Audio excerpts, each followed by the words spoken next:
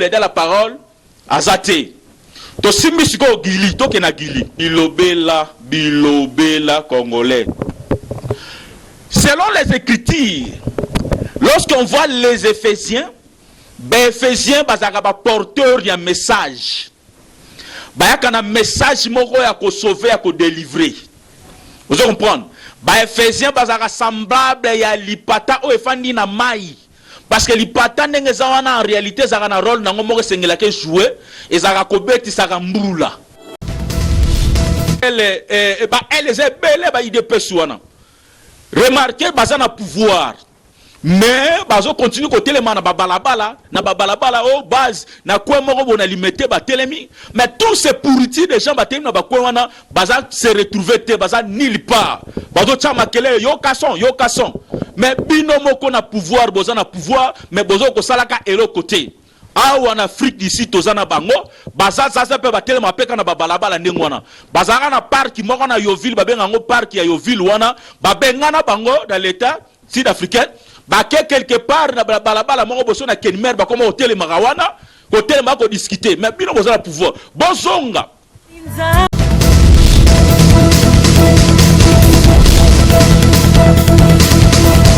Une justice indépendante du Fils et du peuple. Ce n'est pas pour rien qu'on fait des constitutions. Nous l'avons promis. Pourquoi beaucoup de débat? Parce que ceux qui arrivent et qui sont censés prêcher par l'exemple, eux prêchent par le mauvais exemple. Nous l'avons défendu. Et l'état de droit, c'est celui où tout le monde respecte la loi. Si on conduit à Bandi, on peut détourner à Bandi d'accord. Mais toi, tu vois que Bandi à la base, on n'en a pas quoi. Nous y avons cru.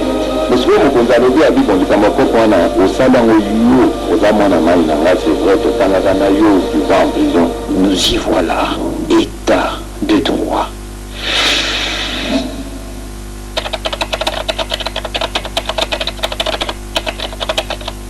Abonnez-vous massivement. Elengi TV, Yangondi Makam. Elengi TV. Yannick Mingi, Yondi Makam.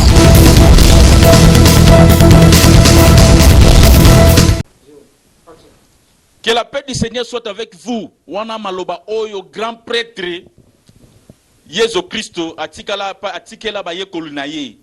Lelo biso to kitisi yango boye lokwa ba fils ya prophète. To pesi yango pe bino. Poko zanga kimia eloko moko kotambola te balobaka zala na nzala mezala na kimia okoza na bozue belé mais soki kimia ezate eza pasi pe mawa.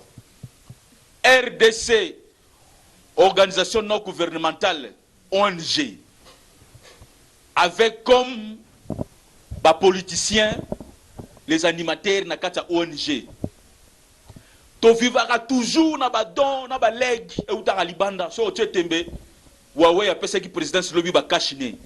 Est-ce que cash né pour na matali Covid ba protection il faut que uta na libanda na Chine faut que Huawei ya memela biso yango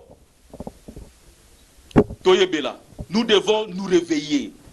Yabino mwana mboka Daniel le Christos fils de prophète. Na mukolo tope na mission lelo tokolobela sur l'homme politique congolais. Nani azali l'homme politique congolais? Lelo oyo mokili mobimbese yebi biso. Toza bato tokenaka toujours na bakor na alliance. Assise na assise. Mboka na biso banda tozo indépendance. Nous sommes incapables il y a une décision solide pour Namboka Nabiso. Mais avant que tout ce soit l'homme politique, parce que nous parlons de la marche, nous parlons du passé, du présent, de la futur. Parlons aujourd'hui de l'IDPS. Parce que l'IDPS aujourd'hui est une coquille vide. Tout comme na batuloko ba gili, batuloko ba yokaso, babilo komo ndengwana. IDPS ba mobake. Et que wapi, il est persuadé que non, un parti politique oyo, lorsque abimi na chaîne, na plateau, na chaîne de télévision, les gens tremblaient. Vous comprenez? Parti à Mokongo Nzoko, B50. Mais aujourd'hui, nous avons des politiciens comme des Guili. qui est pasteur aujourd'hui, je dirais que non. Je bénis le Seigneur parce que Mutuna Mutu a sali repris stratégique. Tout celui qui était peut-être à qui titre moro honorifique par complaisance, le lo oyo bango tout basali marche en arrière. Coup de chapeau na mukuna parce que tu dois comprendre que non, azana évêque, il y a éveil patriotique. Pour que on ande c'est bon. Mais pour ce total na ba critère plutôt, il y a évêque dans la Bible et dans la parole azate. To simbisiko gili to kena gili. Selon les Écritures, lorsqu'on voit les Éphésiens, les Éphésiens sont porteurs d'un message. Il y a un message qui sauver, qui délivrer. Vous comprenez? Les Éphésiens sont semblables à l'ipata ou efandi na mai. Parce que l'ipata en réalité, ça a un rôle dans le monde jouer et ça a kobeti ça a mboula. Donc tant que les obeta plutôt. Ces gens qui cultivaient sur la terre à la manière des hommes, parce que mboule beti. Donc lorsqu'on parle de la pluie, on voit aussi la bénédiction, on voit aussi la parole de Dieu. Donc tu ne peux pas être un ministre sans l'évangile. Mais aujourd'hui, au jour d'aujourd'hui, nous voyons des ministres qui savent, au devant des gens, avec des messages qui ne sont pas liés à Éphésiens. Alors ces gens pareils, tu as pasteur. Oui, tu as pasteur, surtout l'aspect les pasteurs culturels. Voilà. Ce sont les noms qui conviennent. Vous êtes des pasteurs culturels parce que vous parlez de la culture, vous parlez de l'évolution, du développement, c'est-à-dire vous êtes à des fois des pasteurs animateurs. Comprenez? C'est-à-dire, vous parlez seulement des choses liées à la chair. Mais lorsqu'on voit des pasteurs selon Éphésiens, donc ces gens ici ne sont pas des vrais pasteurs. Parce que ce total même généalogie nabino, à la manière des hommes, ce sont que des aventuriers, des facteurs, des brigands. Comme le Seigneur avait dit que tous qui sont venus avant moi, ce sont des brigands, des farceurs, des voleurs. Preuve des conséquences na bango, talande konayo bishop Élisée tozarane en Afrique du Sud. C'est aussi un pasteur qui parle de bêtises comme toi. Donc toi tu es de l'IDPS, mais ton frère qui est aussi ici na lignée moko ya bino moko na bato armée de victoire, lui maintenant il est aussi ici pasteur, mais il parle maintenant de Martin Fayoulou. Donc il est aussi de la Mouka. Donc c'est-à-dire vous n'êtes que des gens qui des porteurs de messages, il y a c'est la compréhension na bino. Donc désormais nous ne devons plus vous appeler des pasteurs parce que tant checker bino to mona bino wa pastorité. IDPS le loco qui est vide, boyoxibiso soni. Le lo IDPS c'est comme éparpillé. Yango na le beloko moko boy. Toti kabiso ba congolais biloba loba ya ko sous-estimer Kabila. Joseph Hippolyte Kanambe. Ce petit ici, ou ce jeune frère ici, il est très intelligent. Botala ba parti politique nyonso ba travailler na Kabila. Batu nyonso ba travailler na Kabila. Parti politique atikale ko travailler na Kabila tesa IDPS bangoyo. Mais est-ce que tala sort ya bato nyonso ba travailler na Kabila? Tala sort na bango. Ba Jean-Pierre Bemba fandi wana Kishasa saka swe lokote. Kizenga parti so ki parti Kizenga palu ekufa yo kana susute. Mosito yona yebeli akofanda na lamuka.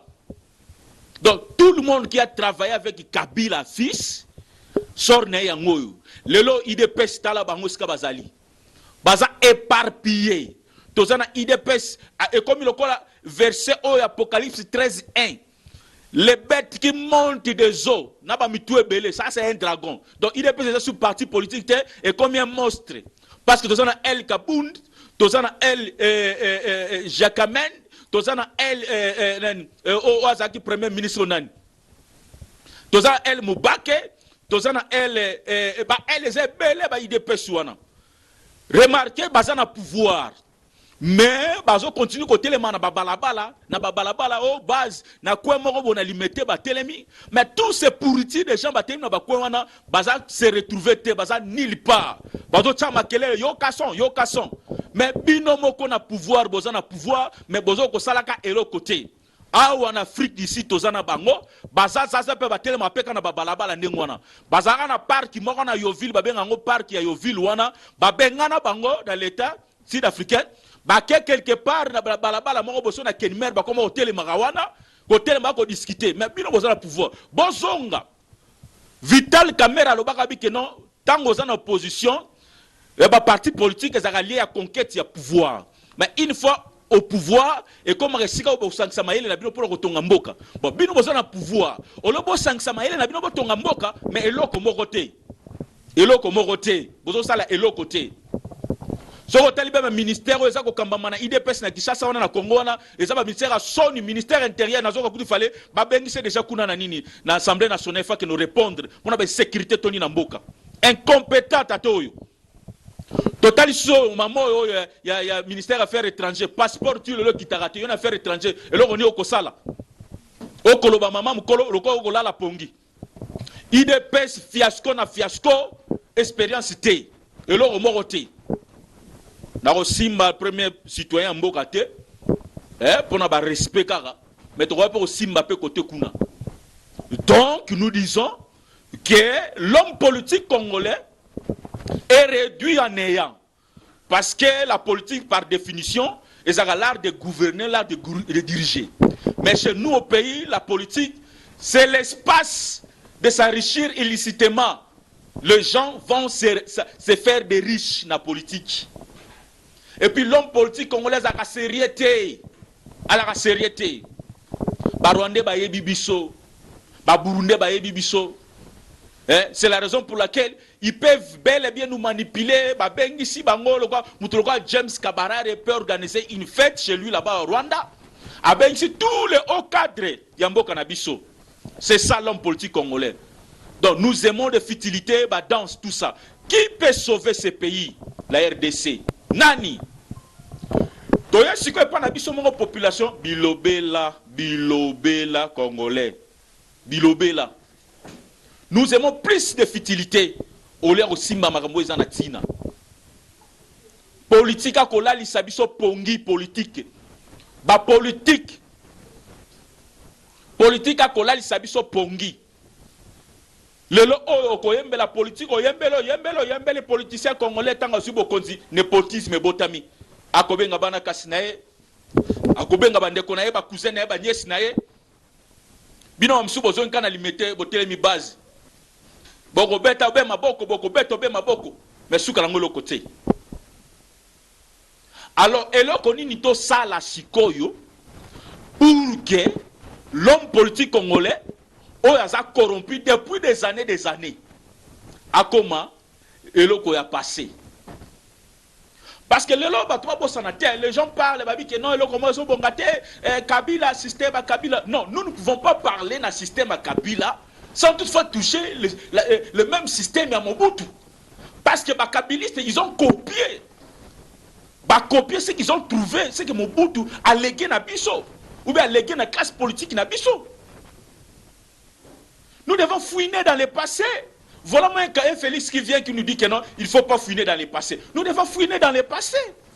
Parce qu'on ne peut pas condamner un Kabila si on ne condamne pas un Gouze Carnibal, père son âme à Koufanen, un Gouandé Terminator. Qu'est-ce que Mobutu a instauré au article de Mboko? Naba Bemba Saolona, père son âme, Tata Jean-Pierre Bemba.